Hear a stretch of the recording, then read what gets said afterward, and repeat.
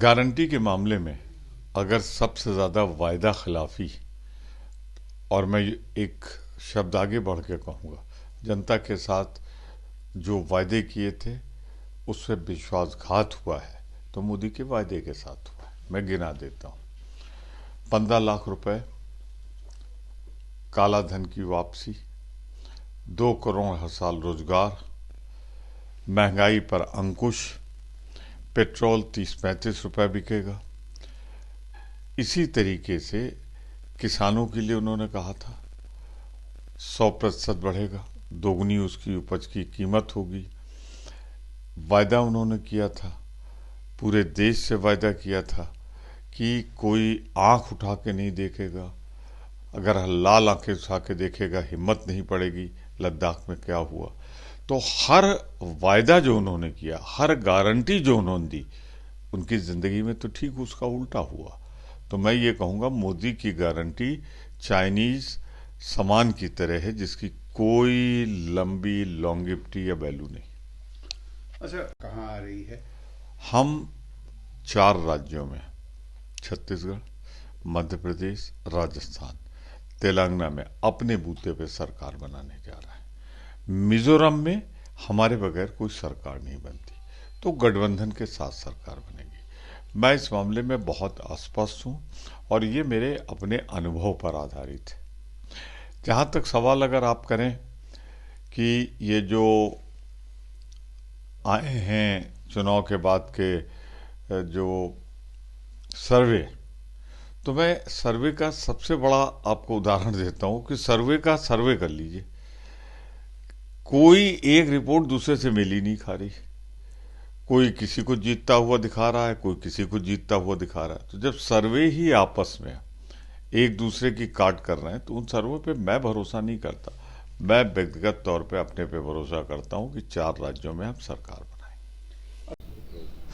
ये मोदी जी ने कहा है कि किसान, गरीब, 4 जाति उन्होंने अलग की है कि यही सबसे बड़ी जाति है, इन्हीं का उत्थान होना चाहिए। मोदी जी समय के साथ बदलते रहते हैं और भूल जाते हैं कि उन्हें कहना नहीं है, करना है। जो 4 जातियां बनाई हैं, आखिर इसका रूपरेखा क्यों नहीं तैयार करते हो? किसने रोका है? अभी 9.5 साल में तो कुछ इनको अलग करके किया नहीं उन्होंने।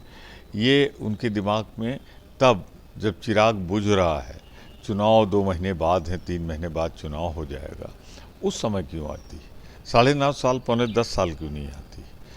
जहाँ तक सवाल है ओबीसी के, पिछड़ा वर्ग के जनगणना की, तो उसके लिए कांग्रेस पार्टी और पूरा इंडिया एक मत है। हम चाहते हो, बिहार राज्य ने वो सर्वे किया भी है, परंतु मोदी की जहाँ भी सरकार है, भाजपा की जहाँ भी सरकार है, किसी ने नहीं किया है। और एक बात न भूलें, वो उन्हें कहना नहीं है, करना है। तो अगर जाति गणना कराना चाहते हैं वो, तो आदेश करें, प्रारंभ हो। आप महिला आरक्षण इसी तरह करते हैं और महिला आरक्षण कब लागू होगा वो तारीख नहीं बताते हैं।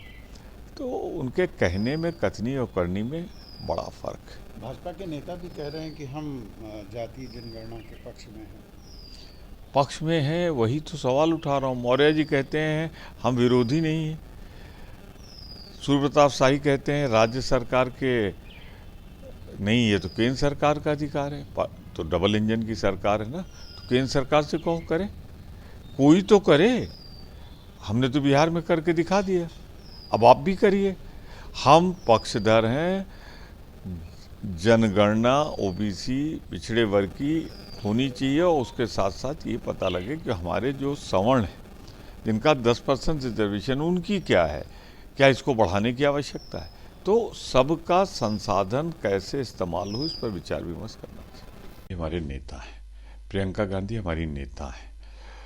ये सामूहिक रूप से वहाँ के जो मुख्यमंत्रीगण हैं जहाँ हमारी सरकार है, या कार्यकर्तागण, ये सब ने मिलकर, मंत्रिपरिषद ने मिलकर विजय जो मिल रही है, इसके पीछे पूरी तरह हमारे सरकारों का अच्छा कामकाज, और जहाँ विपक्ष में है वहाँ हमारी मजबूत कार्यकर्ताओं की आवाज़, वही कारण। अच्छा, दिग्विजय सिंह ने कहा हम यहाँ पे जीत रहे हैं, जबकि उसके उलट शिवराज सिंह ने कहा है कि एमपी में कोई नहीं है भाजपा ही है। पहले सही कहा उन्होंने, एमपी पे कोई नहीं है। शिवराज सिंह तो बिल्कुल नहीं है। शिवराज सिंह को जिस तरह उपेक्षा का शिकार होना पड़ा है भाजपा में, उनका भविष्य ठीक नहीं है। और दिग्विजय सिंह जी की बात से मैं सहमत हूँ कि हम मध्य प्रदेश में 135 के आसपास सीटें जीतेंगे। वहाँ अपनी सरकार बना रहे हैं। कांग्रेस की सरकार, दावे के साथ कह रहा हूँ, कांग्रेस की सरकार।